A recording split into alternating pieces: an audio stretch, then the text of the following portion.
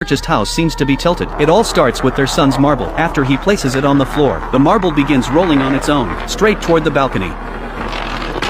The husband instantly senses something is wrong. To confirm his suspicion, he quickly places another marble on the floor, but this time, the marble doesn't move at all. The wife thinks they're just overthinking it, but that very night, something terrifying happens. A heavy rainstorm arrives. Cracks suddenly appear in the building's walls. Even more strangely, the entire building sinks about 5 centimeters, but everyone inside is asleep, and no one notices anything. The next morning, Jack is about to head out, when he suddenly notices something unusual. The road that used to be perfectly flat is now covered with cracks overnight. Frightened, he immediately informs the property management and urges them to repair the road. However, because this is a newly developed residential complex, the management worries that bad publicity will make the apartments harder to sell, so they keep delaying the repairs. But eventually, the disaster still happens. Early one morning, Jack is awakened by a loud rumbling noise. He walks to the window to see what's going on, and instantly freezes in shock. The road below the building has split open with massive cracks. People are running everywhere in panic, desperately trying to escape. Before Jack can even react, the entire building begins to shake violently. Moments later, the ceiling above him starts collapsing. At first, Jack thinks it's an earthquake, but then something even more shocking happens. The apartment he just bought begins plunging downward uncontrollably. In an instant, the entire building drops into a massive,